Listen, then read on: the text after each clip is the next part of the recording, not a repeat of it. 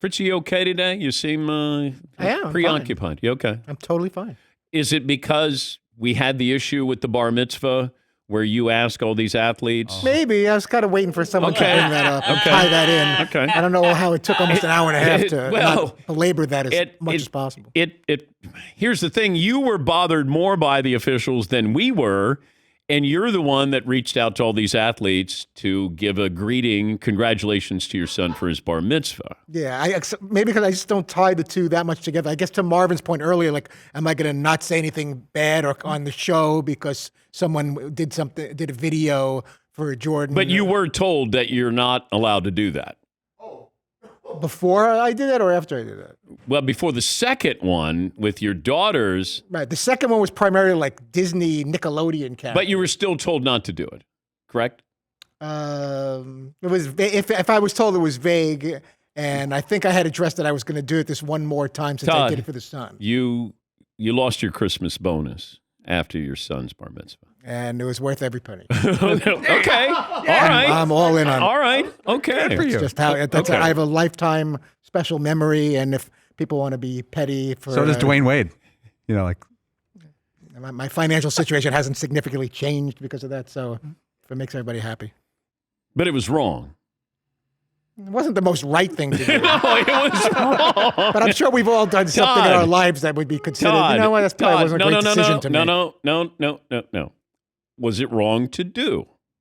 The second one... Yes or no? It's not that simple because the second one was almost all like, people that had nothing to do with sports. So it was a video. If I did one for my son, I was going to, regardless of what the price was going to be, I'm going to do the same thing for my daughter. Was it wrong to do what you did for your son's bar mitzvah? Yes or no? It was questionable. I don't think I wouldn't say wrong. I don't think it was, but something like that. You got two pies coming your way. I might give them to you right now. I might just smash it right. Got a nice shirt on today. Nice side of the face. Yeah, Paul. And Fritzy really wasn't biased towards any one athlete because he invited every major athlete into the video. He was equal time. Yeah. Yes, Marv. So least valuable Danette, but most valuable dad. Is that what that was? Yeah, pretty much. That was the trade-off right there. But he went all in on it. He did a great job in corralling all these athletes to say something nice about his son, even though they had no idea who Todd was or who his son was. He said, "Hey, happy birthday." Hold on, Jordan. We love you. Yeah. Yeah, a few of them seemed like they were just reading off a card. Others got into it. How would they know? Kevin Durant is preparing for the Olympics. That's a wild one. And he's like, hey man, it's Kevin Durant. Congratulations, Jordan, on your bar mitzvah. Yeah, Paul. I think the wildest one is Dwayne Wade's on the Heat team bus, and Udonis Haslem's behind him going, "What are you doing, man?" Like, Udonis like, what are you doing? You're filming something for a kid? You can see the reactions. It's great. Yeah. It's great.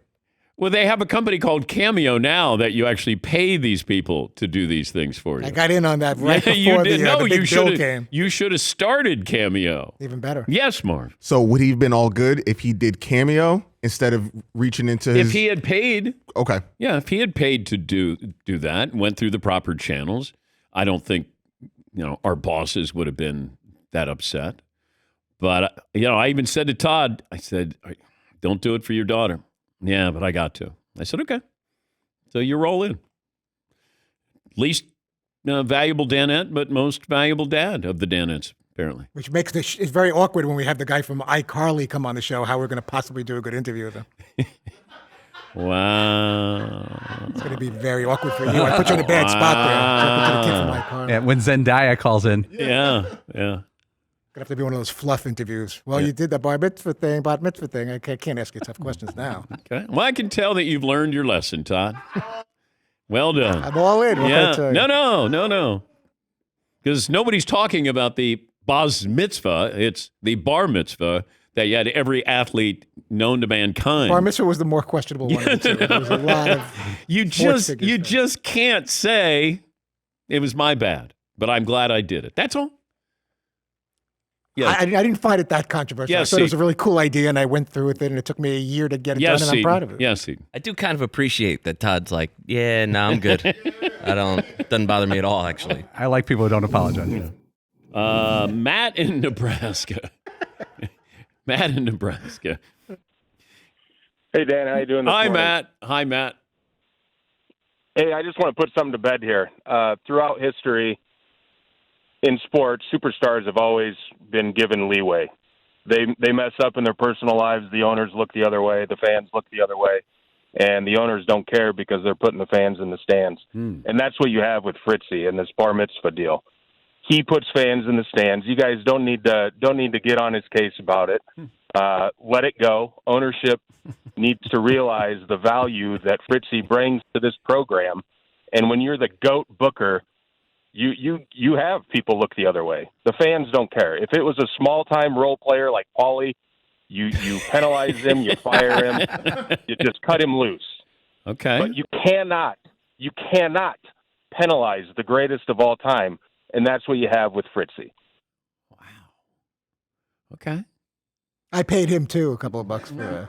No, you didn't pay anybody for the true. bar mitzvah stuff. Hey, Matt, they're going to be picking on me. Could you call in and maybe defend me a little bit?